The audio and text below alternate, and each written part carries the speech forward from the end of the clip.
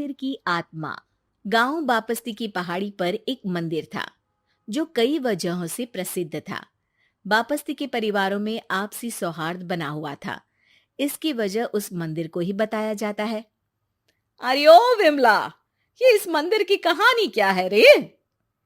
अरे ये मंदिर इस गांव के लिए बहुत ही शुभ है। अरे शुभ तो है, तो फिर भी लोग इस मंदिर से दूर क्यों रहते हैं? ये इतना वीरान क्यों रहता है? अरे बड़े बुजुर्ग कहते हैं कि मंदिर में आत्माओं का राज है, जो लोगों की मदद करते हैं, लेकिन मंदिर से सभी को दूर भी रखते हैं। अरे ये कैसी आत्माएं हैं जो लोगों की मदद भी करते हैं और लोगों को मंदिर से दूर भी रखते हैं? अरे यही चलता आया है यहाँ पर, इसीलिए कोई कुछ बोलता नहीं, क्योंकि जिसके घर में कोई भी परेशानी होती है तो बताते हैं कि इस मंदिर से उन्हें मदद मिलती है। अरे वाह, ये तो अच्छी बात है। तभी इस गांव में इतनी खुशहाली दिखती है। तभी बाहर किसी की चीखने चिल्लाने की आवाज आती है। दोनों बाहर निकलती हैं तो देखती हैं कि गांव के एक बुजुर्ग रो रहे हैं, क्योंकि शहर से उन्हें कोई बुरी खबर मिली है। अरे क्या हुआ चच्चा, रो क्यों रहे हो आप? हाँ चाचा, बताओ ना, हुआ क्या? अरे क्या बताऊं बेटे।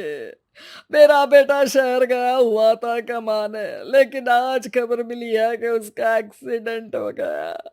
वो अस्पताल में भर्ती है। अरे तो इसमें परेशान होने की क्या बात है चाचा, जाओ शहर और बेटे का इलाज करवाओ। हाँ चाचा, विमला सही कह रही है। आप शहर जाओ और इलाज करवाओ। अरे कैसे इलाज करवाऊं, अभी पैसे नहीं है, और शहर के अस्पतालों में इलाज का खर्चा लाखों में आता है।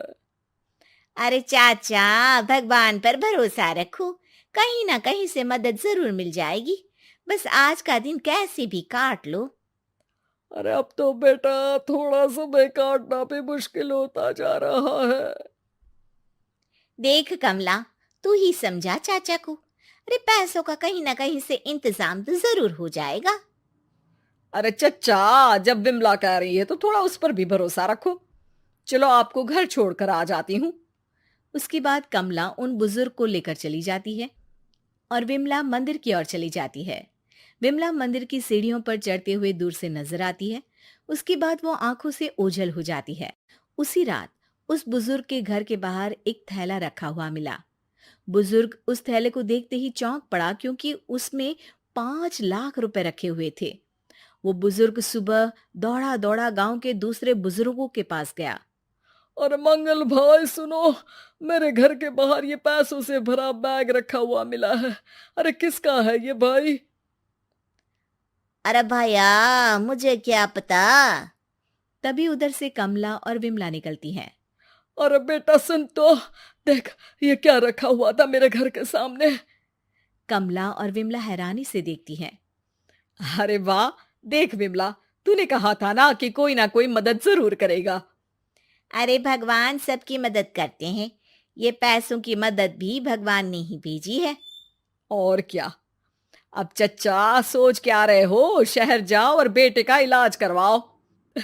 ठीक है बेटियों, जो तुम कहो। चलो निकलता हूँ शहर, बेटे का इलाज करवाने के लिए। अरे विमला, एक बात तो बता, ये इन्हें मिले तो कैसे मिले पैसे? अरे मैं ना कहती थी कि ये मंदिर सबकी मुसीबतों में मदद भेजता है। अरे वाकई बड़ी पुण्य आत्मा है मंदिर में। सो तो है, लेकिन उनके बारे में लोगों को कम ही पता है। अच्छा, और तुम्हें क्या पता है? अ, जितना पता था वो तो बता दिया। ना रे ना, मैं नहीं मानती। तू कुछ तो छिपा रही है। अरे कुछ ना छिपा रही, जो पता था वो बता दिया। मंदिर से लोगों को मदद मिलती है, बस इतना ही पता है। ठीक है बाबा, अब नहीं पूछूंगी। इसके बाद उसी रात कमला चुपचाप अपने कमरे से निकलती है और मंदिर की ओर चल पड़ती है। कमला धीरे धीरे मंदिर के दरवाजे पर पहुंचती है। अंदर से हल्की हल्की रोशनी आ रही थी।